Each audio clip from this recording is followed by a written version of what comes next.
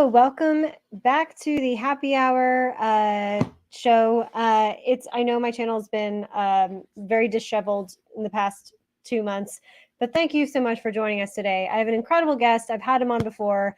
Cinematech is like one of the most knowledgeable film people I've ever encountered on YouTube. And I love talking shop with him. And I'm so pumped to have him on today because there's a lot going on with award season, and I am so excited to hear what he has to say about this. And I have to update the description. Today's been an absolute insanely crazy day, but we're going to talk about why I need to update the description because we have to talk about a lot of stuff that he does. So, it's going to be fantastic. I'm going to bring him to the stage. Welcome. Hi, how are you doing? I'm doing wonderful. I'm so happy you're here. Thank you so much for joining me today. Yeah, it's great to be here. So, how are you feeling with award season so far? I think award season, and I don't know if this is just because people like you and me pay more attention to award season. It seems like more and more every year, but I feel like there are just less and less surprises. And when it comes to thinking about what's actually going to win at the Oscars, with a couple of rare exceptions, I think we already know how the night is going to go. And I know that one of the things that we're going to be talking about tonight is the SAG Awards, and maybe the way to transition into that is just being like, thank God they gave us a little bit of a curveball. Yes. Otherwise, the ceremony, Oscar ceremony, is going to be so boring without them picking Lily Gladstone. Thank God for that. And the big one to me, which I know is TV related, that was a surprise, was Pedro Pascal winning.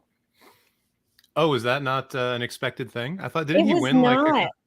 Oh, and then that was for what? The Last of Us? Yeah, so everyone thought it was going to go to Kieran Culkin from Succession because he won pretty much everything else.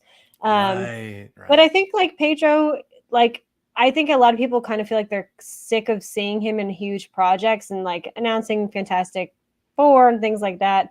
But I think I've keep learning that people in Hollywood just really love working with him. He's the nicest person, and people just are like, let's do a project together. And he's like, okay. So I can believe it. It seems like he's at that point in his career where he's just finally having fun. I think he has one of those careers where he maybe struggled, didn't get a lot of roles for many, many, many years. And now in the later part of his life after Game of Thrones, he's just hit. And he's now just yeah, I'm just going to do cool stuff. I'm going to do fun things. Let's hang out and make movies. And I love that kind of energy that he brings. Yeah, and I love the whole, when a lot of times when someone's nominated and they don't think they're going to win, a lot of times they'll get drunk, and he was very drunk because he was like, there's no way I'm winning. So he went up there pretty plastered, and then they did that whole thing that Netflix did where they interview them after they win. But it was fun. It was very fun. I love that. Yeah. So thank you so much for the chat for showing. I just wanted to maybe have Cinematech tell you a little bit about him and his channel and everything he does before we move on to the conversation. And then we'll get into the chat too as well. But do you want to let everyone who's watching know a little bit about you? Yeah. So hi, my name's TJ. I run a channel called Cinematech, and for the most part, I now live stream on Twitch every Tuesday. Actually, I'm going to be live streaming on Twitch tonight after we're done here. So come hang out there, twitch.tv/Cinematech. And for the most part, I just try to talk about movies in a somewhat fun and informative way. And I think also the sort of underlying thesis of it all is just get people to watch more and different things, because I find that a lot of people, especially now with algorithms and things like that, we get siloed very easily into what giant corporations think that we should be watching. And I think the kind of almost institutional knowledge that someone like myself or other people who have seen just a bunch of stuff, one of the best things that we can do is just point people to directors and films and film movements and things like this, and just get them to watch new stuff. And that's the best part of the job for me. That's one of the reasons I definitely gravitated towards your channel specifically, because there's so many films that come out every year, and you kind of are able to shine a light on ones that people might not have heard of, or ones that you would totally recommend, and little diamond in the rough. So I've always appreciated that with your channel. Absolutely. I'm adding your I'm adding your Twitch link right now as we speak. Oh, cool. So, but it's giving me a little bit of an issue, but I'm going to fix that. So I would say, how are you doing on Twitch? Are you enjoying Twitch? Twitch is interesting. I think that if I was a complete nobody starting from scratch, Twitch would be like awful. I'd probably be streaming to nobody most of the time. But since I was able to bring a kind of pre-established audience over there, it's been going well. I think my numbers are largely the same, if maybe not a tiny bit lower. But Okay. from a streaming perspective, I think it's a bit more just like click go live and go. Like you don't have to go through the kind of metadata analysis that you need to do with YouTube all the time, creating thumbnails and things like that. You just kind of, you just click go and you go. And then some of that content ends up on YouTube after the fact, which is also good. So That is really good. I'm able to Yeah. be in many places. Do you think that because it's just live streaming on Twitch. So do you think that I know like YouTube kind of wants to eventually promote try to do more for live streaming kind of in a similar vein as Twitch. Do you think that it's easier for people that don't know who you are on Twitch to find you? Oh, absolutely not. The only Okay. the discoverability on Twitch is awful. It's the absolute worst. But there are ways that you can kind of get around that. Like, for example, I've noticed that whenever I live react to an award show, that those live streams tend to do better numbers wise, just because people are looking for a way to watch those Okay. award shows, right? And so if you can figure out a way of like creating live streams around external events that people are interested in, then that can be a way to bring people in.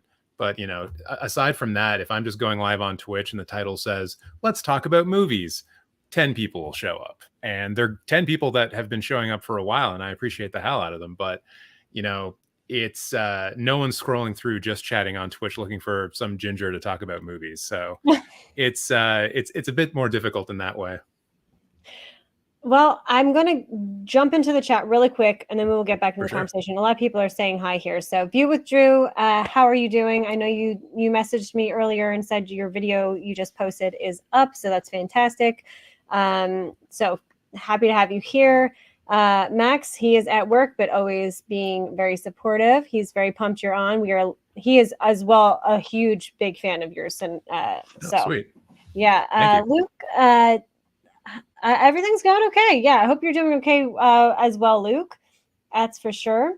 Dell, nice to see you. Thank you so much. I would love to. I'm sure Dell is going to probably stay in the chat a little bit because he likes to talk about Oscar stuff too. I'm going to View with Drew. I'm going to star your question and then we'll get back to it later. Velvet Elvis, thank you so much for joining us today. Dimension Scott, hello. Nocturno, I feel like I've seen your name before, but I'm not positive. But you're from Poland and you are watching Lord of the Rings and you took a break. So that's very kind of you. So hope you're having a good time. Hello. Cinematech Counseling, I love her. Brittany, she's great. She just started a channel as well. Nice. Thank you so much for stopping by. Yeah, Cinematech is definitely like the channel you should check out, Brittany. I think you would definitely love what he has to say. I just got back from the plug. I have no idea what that means, but neither do I. But welcome. Yeah. Okay. Hello, everyone. Hey, David. How's it going? And then, oh, yeah. And then Max says, Cinematech, you make Letterboxd fun as hell. Thank you. I try my best. Yeah. I have no idea what this means, but this person's definitely ready to party, I guess. Fritsky, how are you doing? Okay, really cool. need that person who took all the Adderall to stay in the chat and to come back and let us know how they're doing. Like, I'm going to need updates every 5 minutes, starting 12 minutes from now. Yes.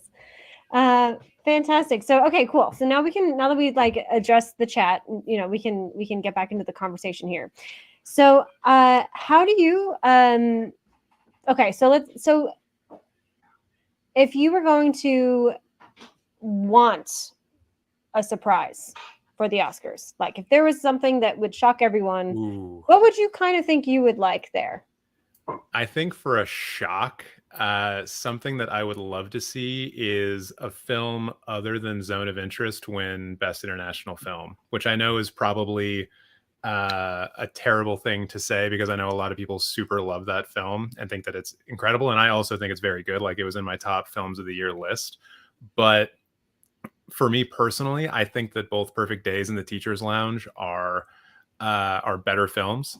I love those two films to death. I saw them both at TIFF, and yeah, I think Perfect Days was like my number 3 or 4 film of the year. Love it so much. So if there could be an upset in that category, I would be super happy. Also, just wondering, like, and I'd love to know your thoughts on this as well. How are you feeling about Best Animated Feature? Because part of me wants to say it's a coin toss between The Boy and the Heron and Spider-Man Across the Spider-Verse, and the other part of me just wants to say, oh, Spider-Verse is like walking away with it, and there's no competition. I know. I I really was thinking that Spider-Verse was going to get more nominations to begin with. So the fact that, I mean, and I have not seen The Boy and the Heron, but I've heard really great things about it. Do you? A part of me thinks they're going to save all the big wins and nominations for when part 2 comes out, but because they don't like doing part 1s. But I would prefer. I mean, I only prefer just because that's what I've seen. I haven't seen The Boy and the Heron, but I would love for Spider-Verse to win. I really thought that the score for Spider-Verse was going to get nominated by Daniel Pemberton. So I was really surprised when John Williams took that spot. Or at least I don't know if Don Williams necessarily took his spot particularly, but he took a couple. There were like a handful that I was surprised that he took that spot. Yeah, there's so many, like, with Best Animated Feature, just to go back to that, there seems to be like competing meta narratives that could go into this. Like, just like what you were saying about how, like, oh, it's the part 1, so it's probably not going to win anything. Also, like, Into the Spider-Verse won Best Animated Feature, so do people not vote for this one because of that, and they want to shine a light on something else? Right. And then, like, The Boy and the Heron was supposedly Mio Hayazaki's or Hayao Miyazaki's last film. I don't know if that's still true, but it's been talked about as that. And so, is there like a sentimental feeling amongst the Academy voters? So there's like just a lot of weird stuff here, but also like Across the Spider-Verse, I think cleaned up at the Annie Awards, just absolutely like destroyed. But Okay. also, The Boy and the Heron won the BAFTA. So, like, I don't know. It seems like it's definitely one, or it could be either, and I don't know. I don't know how to approach that category. Brittany says here, The Boy and the Heron would be a beautiful, unique choice, but Spider-Verse still deserves it. So I Yeah, guess it's no one. I guess if you love both films, it's kind of like Sophie's choice. It's like they'll both be great, as I yeah, guess essentially. yes. Across the Spider-Verse is definitely like one of the most animated films that I've ever seen, and I think Right. for that reason, I think it will win a lot of people over. But like, also, and I'm just punching myself in the face every time I talk about this category. The Miyazaki film, The Boy and the Heron, it's very much like a meta narrative about how Miyazaki makes animated films. And Mm. so, as a kind of, once again, like as a sentimental kind of send off, you could say, like, I could totally see people putting a lot of votes on that film. So yeah, I don't know. I don't know. Okay, cool. So I know a lot of the films that you like to promote are lesser mainstream than even, how the big joke is with like the Oscars, it's like everything that's nominated for Best Picture, no one's ever seen. That has been kind of like the narrative for so long, but then you look at how many movies actually come out and ones that are in the festivals and ones that do get recognized at like the Spirit Awards, and it's like there's like those are mainstream. The Oscar noms are mainstream compared to the other ones by far. um Definitely. did you watch the Spirit Awards this year? I didn't actually watch the Spirit Awards this year, but I'm looking at the list of winners and nominees right now, and just like my first at first glance looking at these, it seems like even the Independent Spirit Awards like are not really celebrating those like smaller, lesser known films anymore because pretty much all of the winners are also like Oscar nominees, Right. with very few exceptions.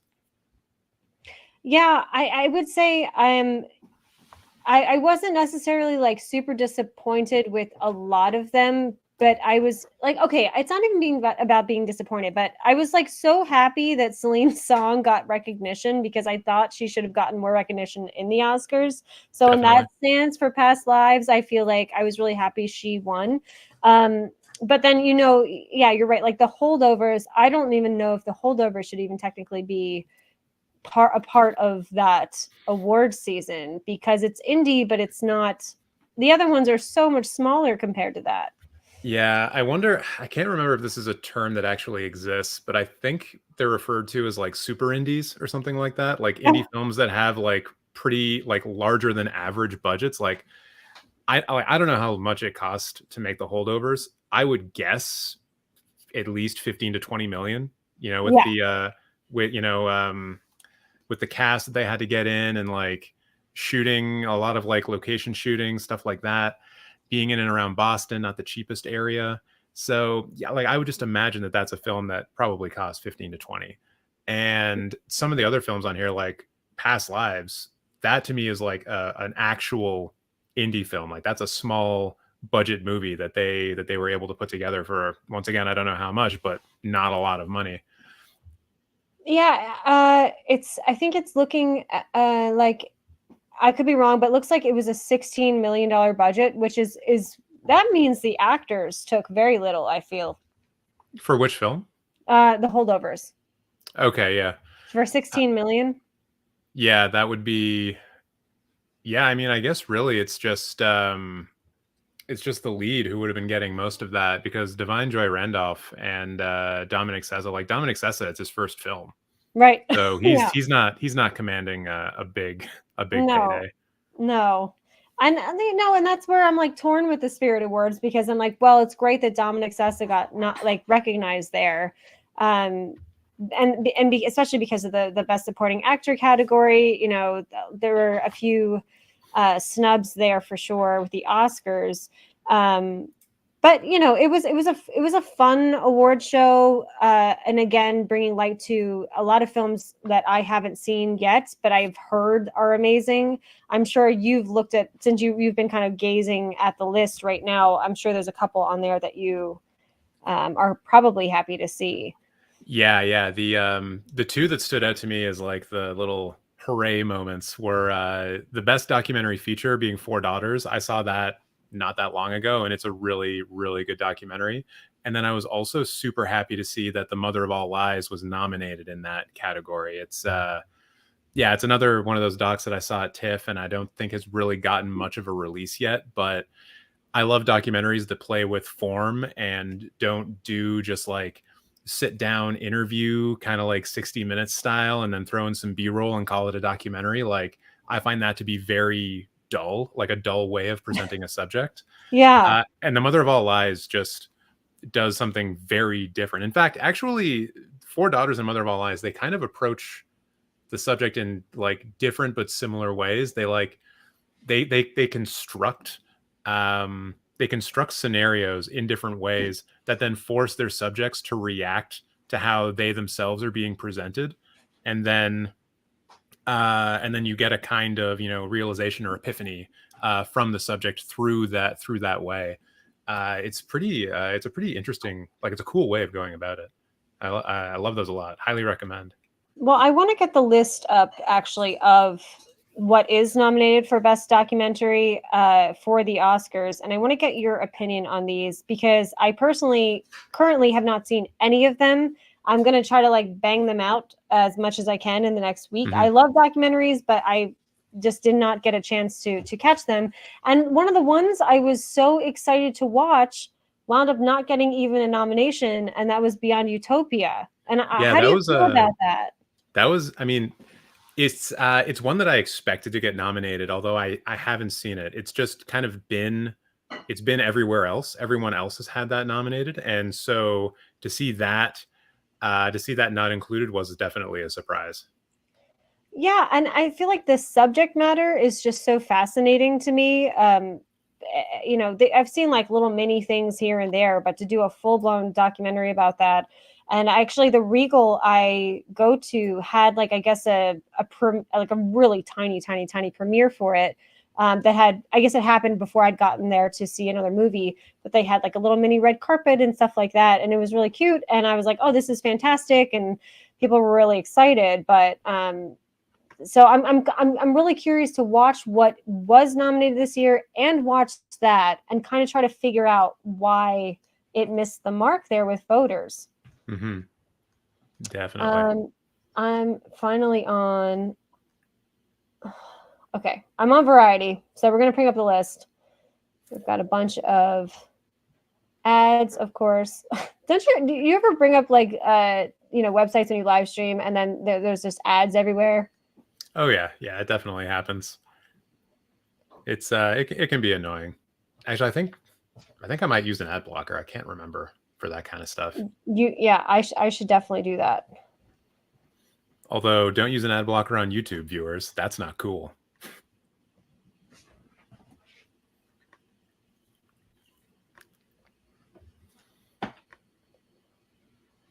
Okay.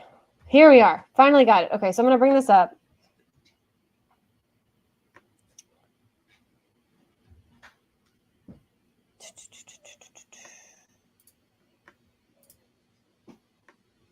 And then I'll also go to the chat as well. Blah, blah, blah, blah, blah. Here we are.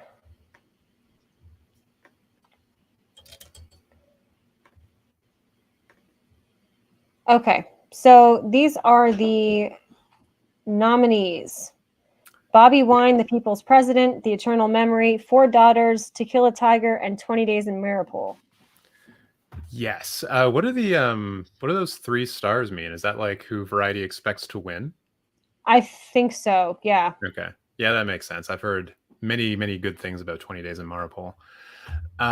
So with these 5, I sadly have to report that I've only seen one of them, but I can speak about a couple of the others. So Four Daughters obviously is the one that I've seen, and I really enjoy that for the reasons I just mentioned.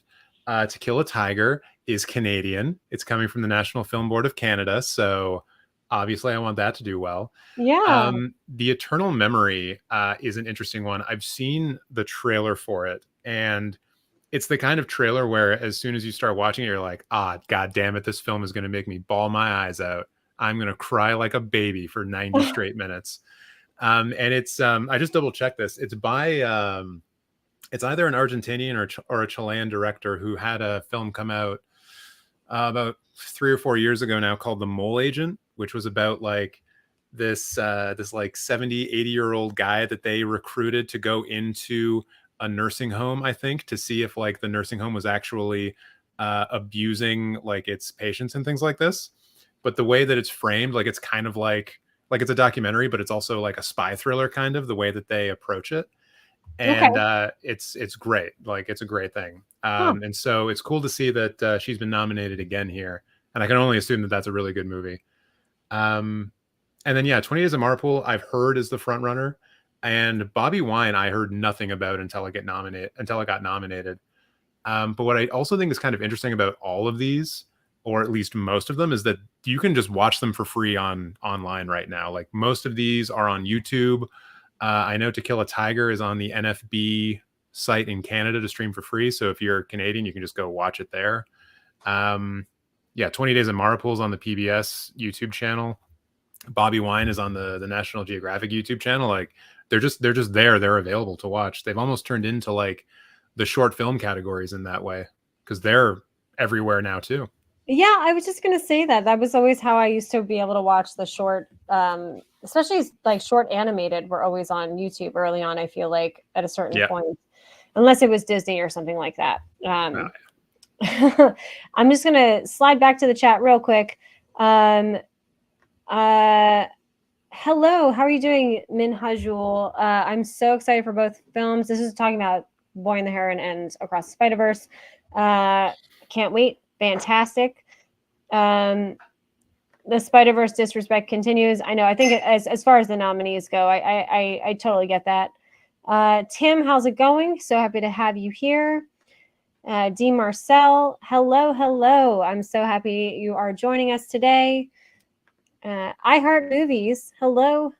And we have David saying, yeah, you heard about that. The animators being very upset about how that was handled, I guess.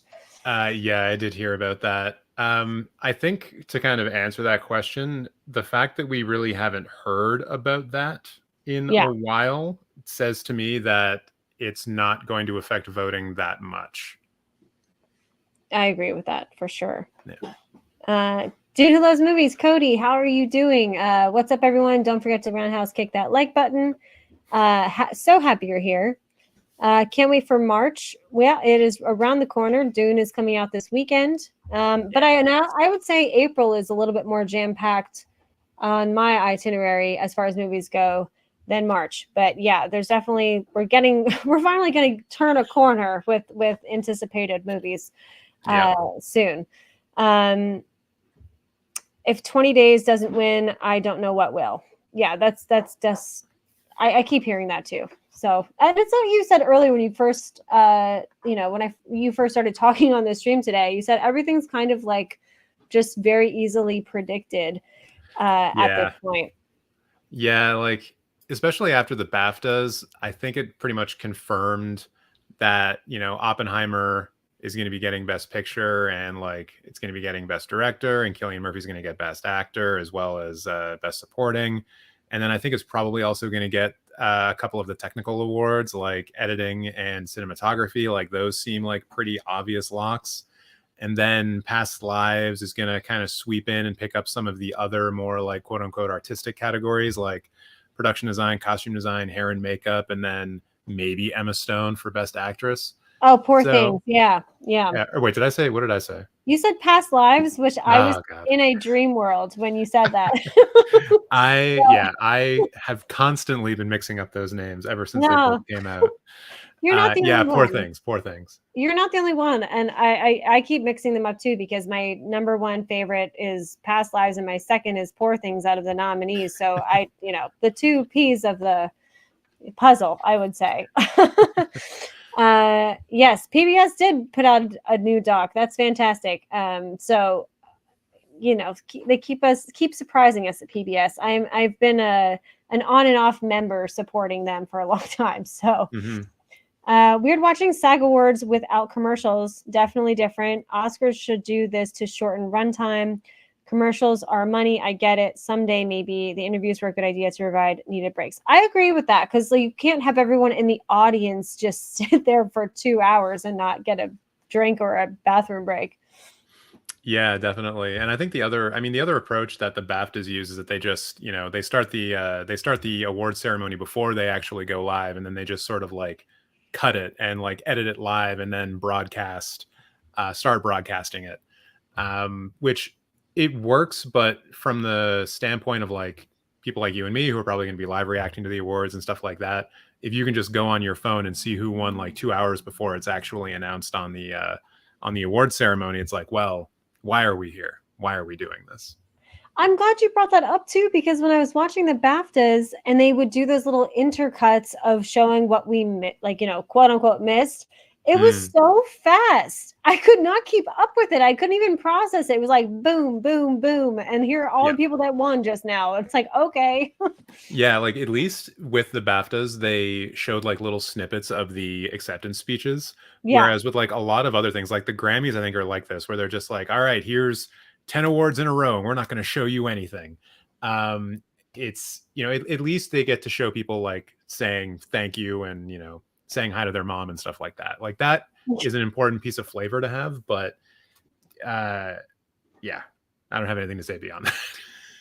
Well, I think, we all love the way the award ceremonies for like the Oscars specifically were done in the 90s, where they would show clips of the script while they're talking about the screenplays, and then they would show performances.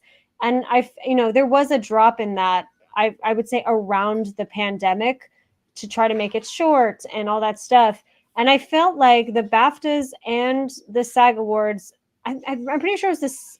I could be confusing it, but I know it was 2 out of the 3. It was either I don't think it was, maybe it was the Golden Globes. Definitely the BAFTAs though, I believe, and either SAG or Golden Globes did that this year, where they really took the time to showcase the clips and have the montages and have the homages to genres or just the whole year. So I really like that, and I hope that like the producers of this year's Oscars take note when viewing those other award shows.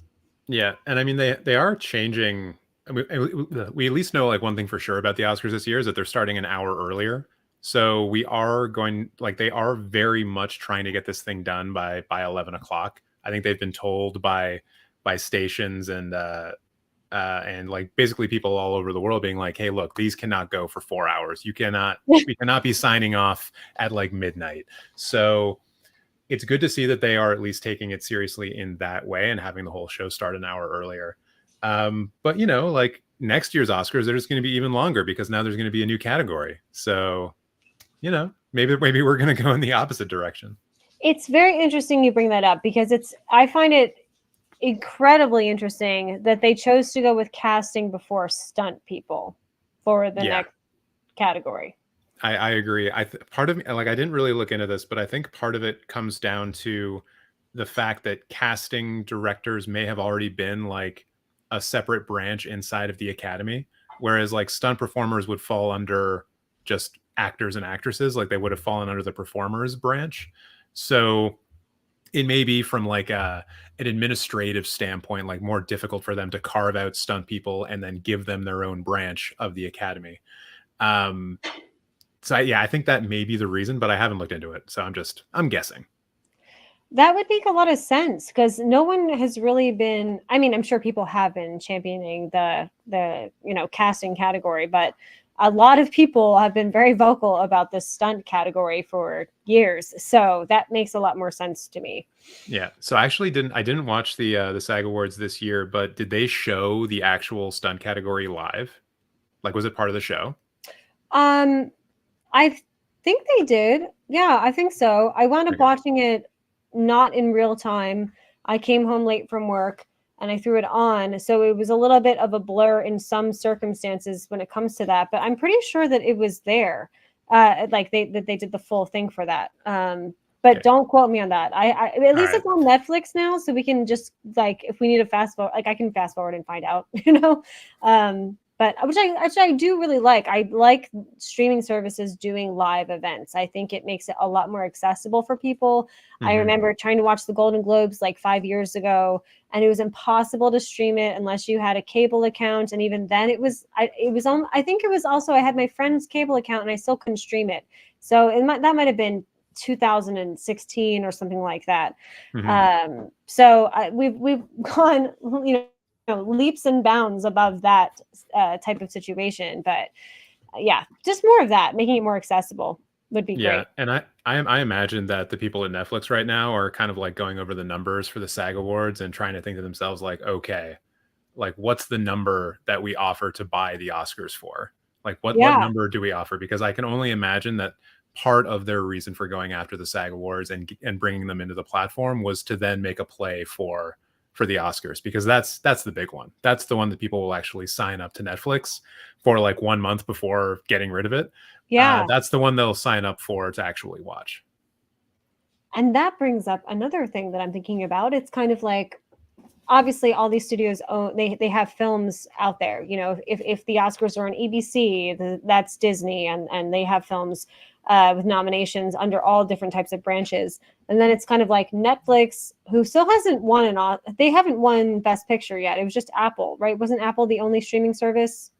Yes. For Coda? Yeah.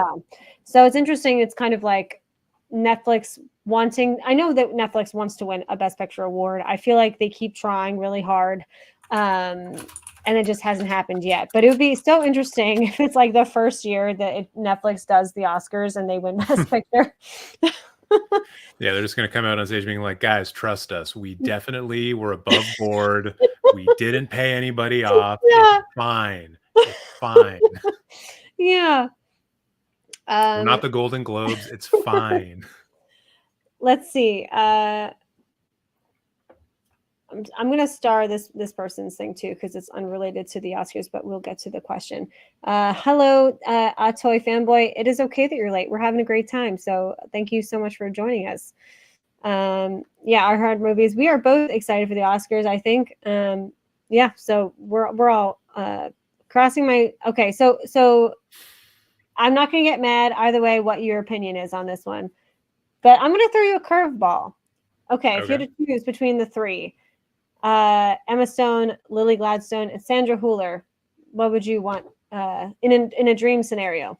For best Uh, actress, yeah, I think it would be Emma Stone.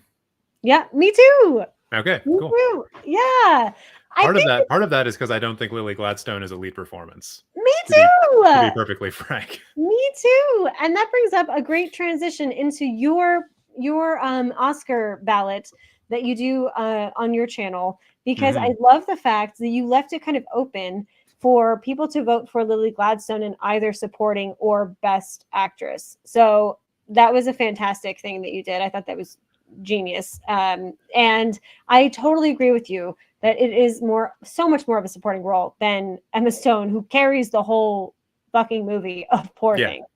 Yeah. Yeah, no, absolutely true.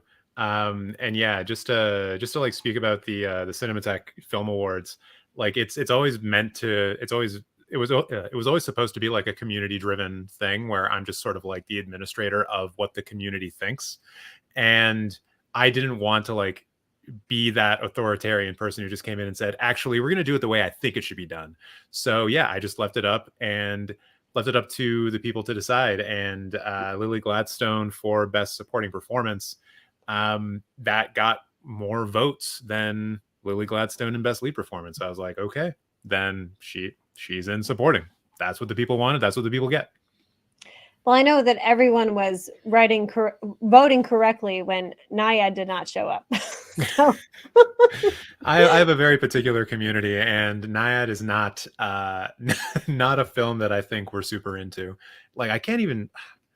I don't think it was like it got votes out of the people who actually submitted like the nomination ballot. It got some stuff, but like I don't even think it was breaking top 10 or top 15 in a lot of categories. Like it's not around. But once again, like I have a specific category, or excuse me, a specific community that has, specific wants, and like there's certain films that they want to watch before they watch a film like Naiad. So it kind of makes sense. Like there's a reason why Godzilla Minus One was nominated 5 times and Naiad got nothing. I know, but you're not alone. That like I think everyone feels, what the hell, why is Naiad up there at all? And it's not, no disrespect to the film, it's just one of those things. It's just like, what? It's kind of like when and I would love to hear your thoughts on this too. The whole Andrea Riseborough controversy about the whole grassroots campaigning, because a part of me kind of likes that, but then also another part of me is like, well, why did your ego feel that you needed an Oscar nomination when your studio didn't feel that way? So, what are your thoughts on campaigning for yourself? I mean, I think you kind of have to a certain degree. Like, I'm sure Emma Stone is out there campaigning right Yeah, now. I'm sure absolutely. Killian Murphy is out there campaigning for himself right now. I think these things only really become issues when someone who, in the case of Andrea Riseborough, hadn't been nominated for anything up until that point, and then suddenly gets an Oscar. Like we like to think that the sort of path to the Oscars is kind of prescriptive. It's it's the Golden Globes, and then it's the SAGs, and then it's the BAFTAs, and then as we go along, we start seeing these people pop up, and the same names keep popping up, and then so we form these expectations, and then when those expectations fall through the floor, in the case of Andrea Riseborough, it's like a big surprise, and we're like, wait a minute, there's something wrong here. But I also just kind of like the fact that there was someone out there who was smart enough to say, like, okay, there's maybe I don't know the exact number, but let's say it's 1,000 people. There's 1,000 people who nominate all of the actresses or actors in those categories, and they're like, if we just get 75 of them to vote for our person, they get a nomination just based on just based on the numbers of previous nominations in previous years, like how that's gone. And they just specifically target like 75, 80 people and are like, hey, would really love if you voted for this person. I'll buy you a drink. And they're like, cool, yeah, I'll do that for you because you're my Yeah. friend or whatever. And I think more than anything, it just shows that like a really clever, like small indie film that has like a really good PR team and a really good campaign team can get nominated. But it's also kind of sad to think that this amount of campaigning and gamesmanship is necessary to get nominated, and it's not just the merits. Right. And maybe that's the thing that upsets people the most, when it's just not, it's not the merits, and we want it to be the merits, but it's not. I think you said that so wonderfully. And it also kind of reminds me too of the fact that certain studios who are smaller really try to put all eggs in one basket when they could have eggs in multiple baskets. And my first thought to that is Iron Claw. Did you wind up seeing Iron Claw? I don't know if we talked about that or not. I have not seen it yet, and I still feel bad about that. I still do intend to see it. Like, I'm a pro wrestling fan, and so I gotta go watch the pro wrestling movie. But I have heard a lot of, well, I've heard some people talk about how like Zac Efron probably should have been given some consideration for like best lead performance, Mm-hmm. and maybe there are some other things that it could have gotten nominated for as well. But I guess to your point, like maybe A24 was concentrating on a different film, and Yes. Iron Claw kind of fell by the wayside. Yes, it did. And they chose Past Lives, and I guess technically the Zone of Interest is also A24. Oh yeah. And rightfully so, focus on those. But I know like a lot of critics in like the voting circles, and especially in the smaller voting circles, weren't given a screener, or there was no access to the movie while they were voting. So that's pretty much why no one could actually even vote for Iron Claw, even though it came out the same weekend as The Color Purple.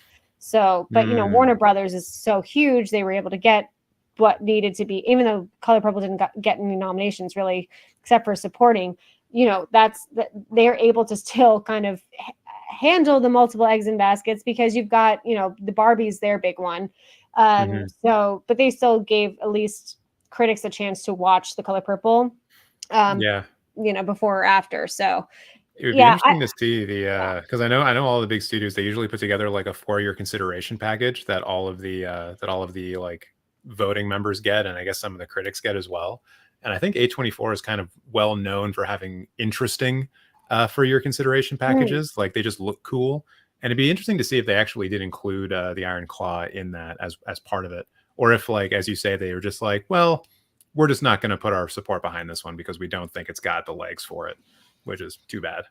it is too bad, and it brings me. I don't know if you've heard of the news, but there is the new Bong Joon Ho film, Mickey 17, just got pushed to next January, Hmm. late January, I did. and I did hear that. Stephen Yeun and Robert Pattinson starring.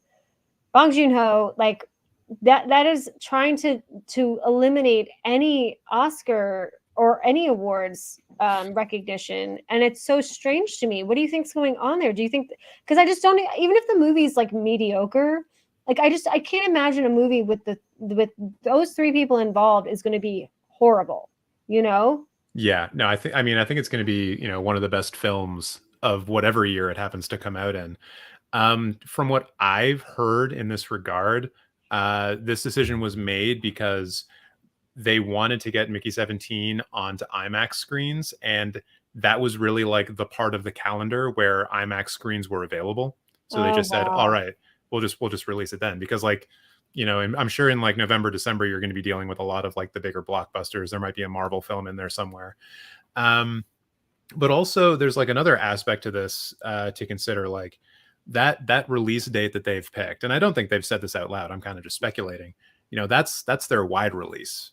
There's nothing to say that they can't do a limited release on like Christmas, True. or the second to last weekend of December, put it in a couple of theaters in New York and Los Angeles, and then it qualifies for the Oscars. Good. And then it's hitting theaters in a wide release at the end of January, when all of the people are going to be going to see that, because there's probably not going to be anything else worth watching.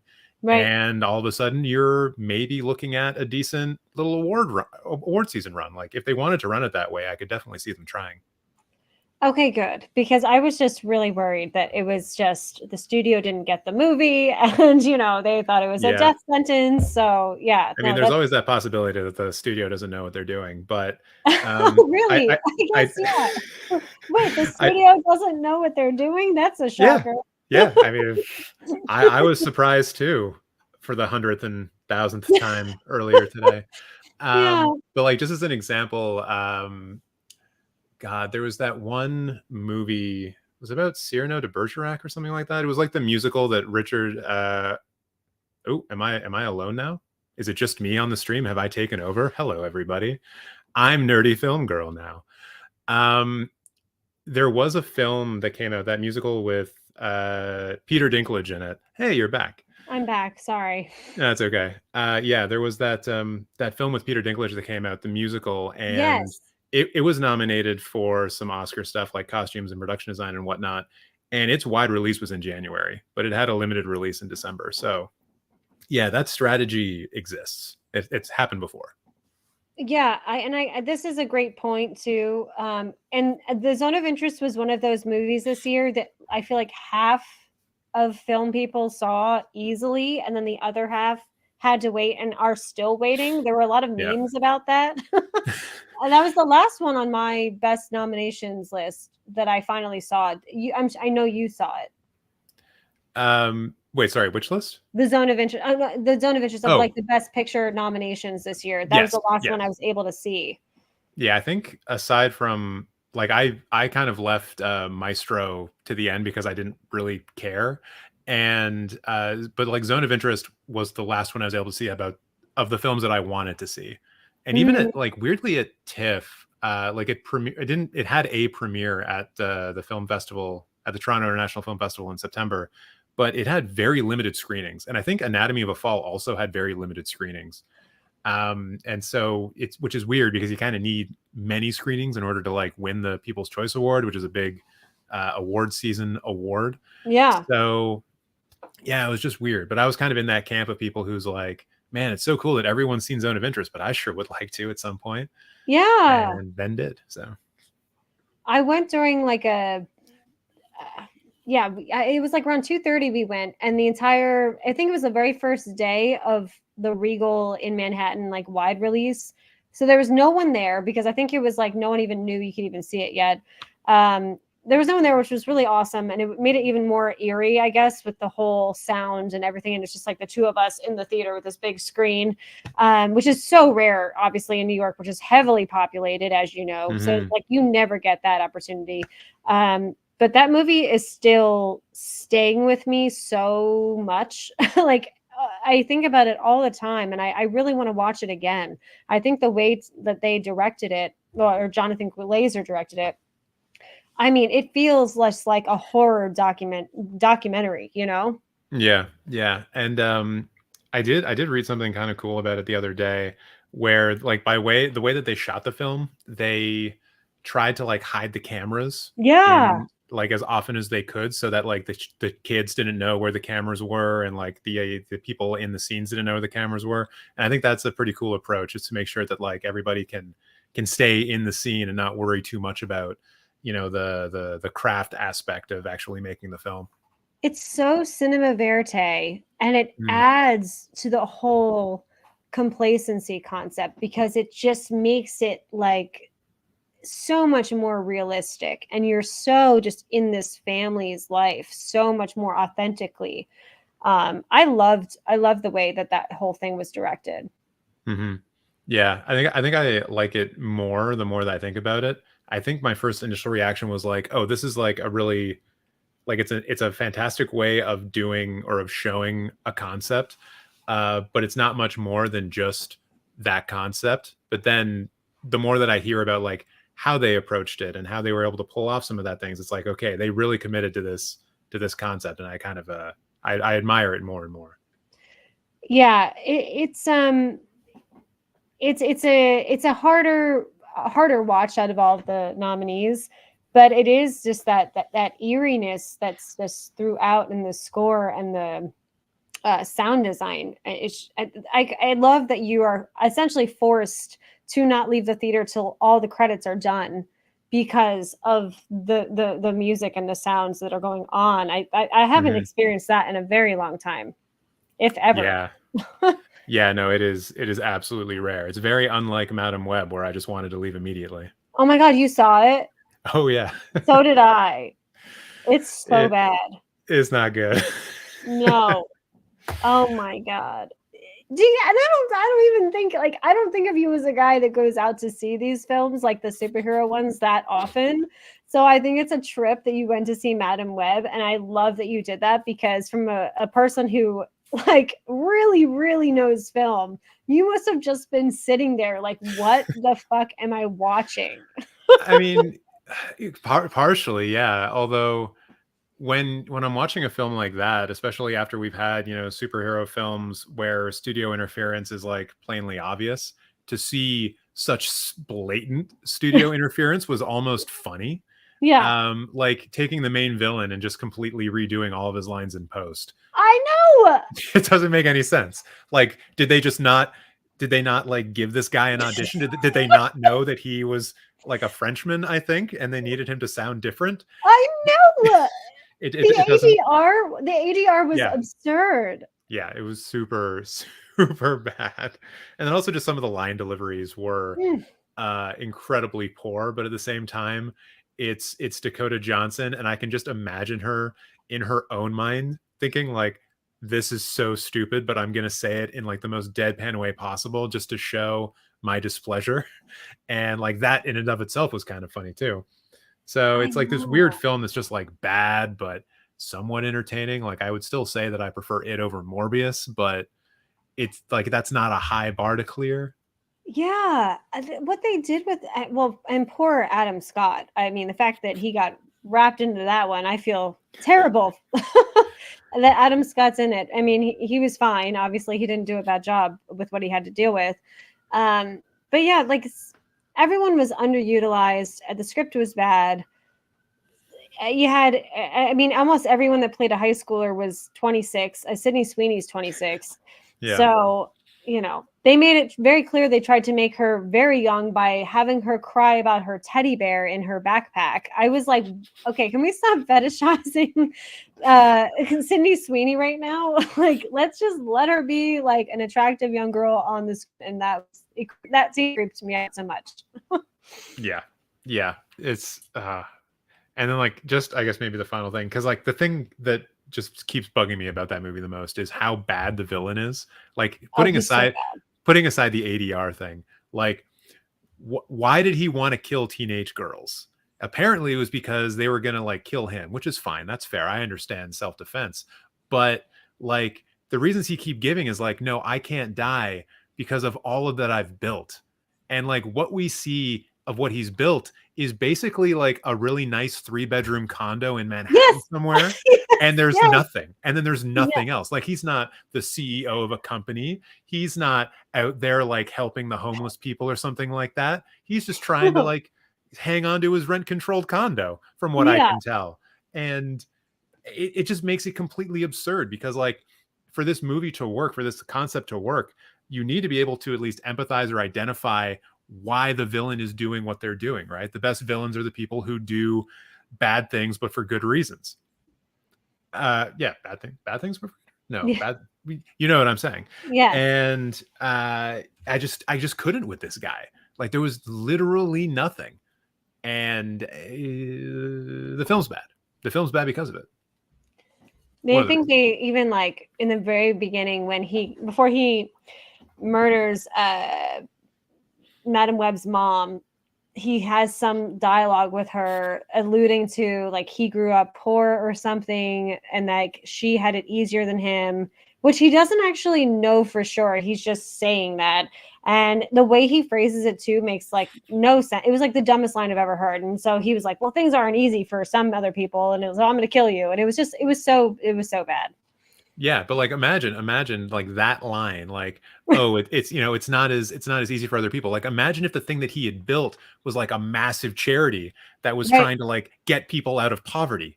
Now all of a sudden you can understand when he says, you know, I can't lose everything I built. He's thinking about the people that he's helped, right? Yeah. Like it wouldn't make sense for him, you know, with that kind of thing to, you know, kill a pregnant woman.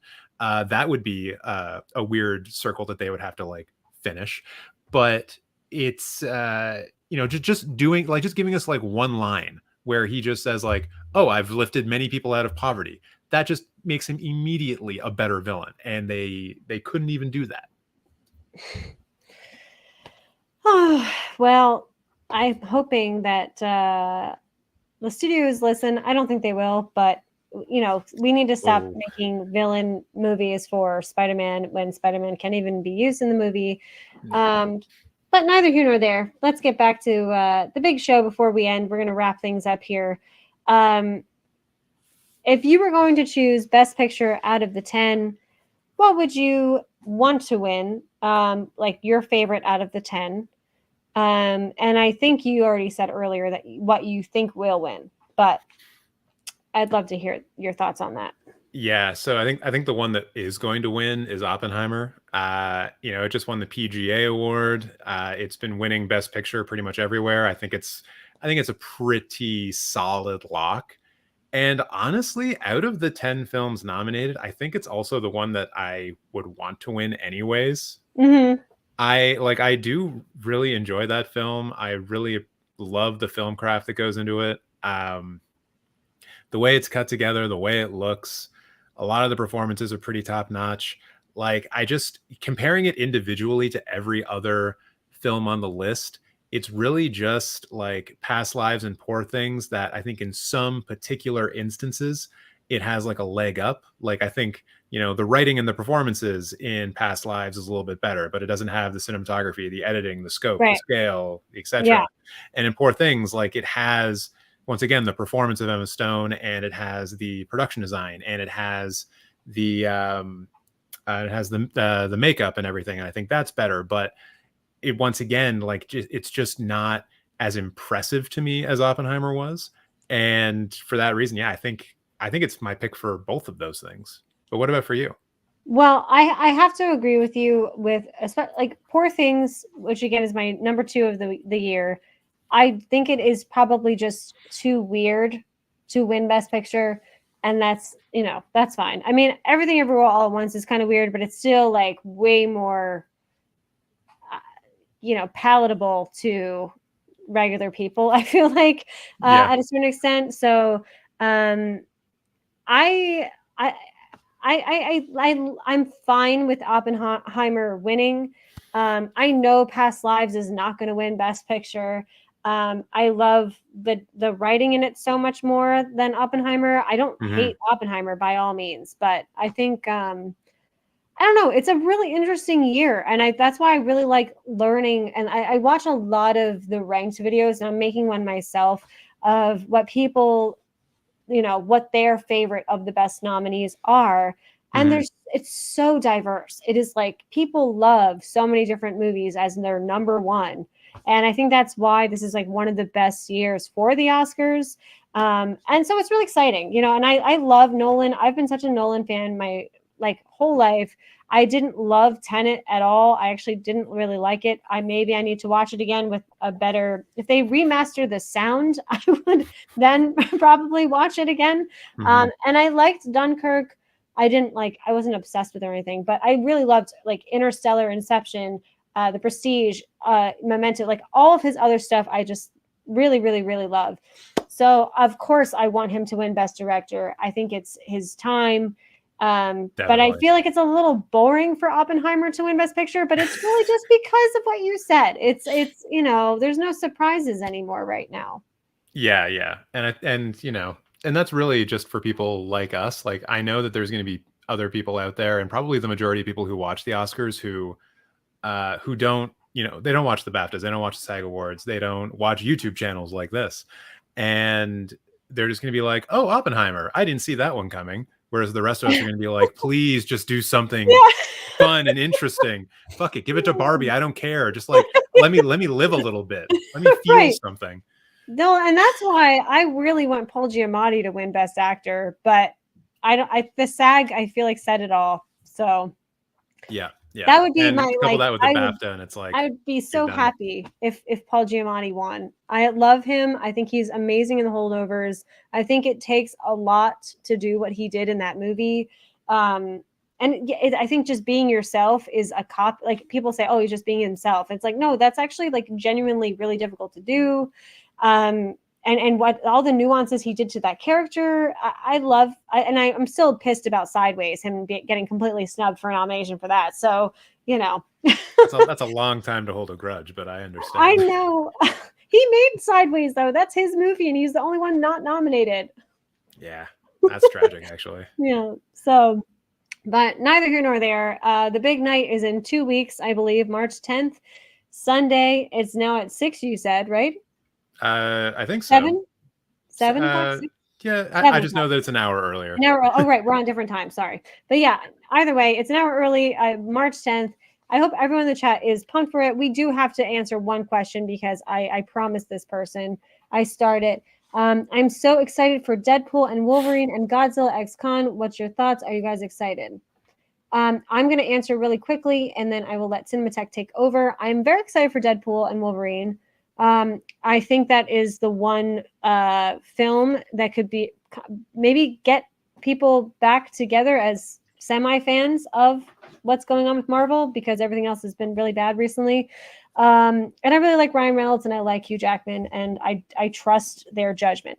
However, Godzilla versus Kong, I compare that to the Planet of the Apes trailer, and I feel it is a night and day difference. I think the Planet of the Apes CGI is over the moon amazing. This looks really dumb to me, to be honest. I want it to be good, but like I'll go in it with a grain of salt and just have fun and take it as like a big popcorn movie and not take it seriously. So, what are your thoughts?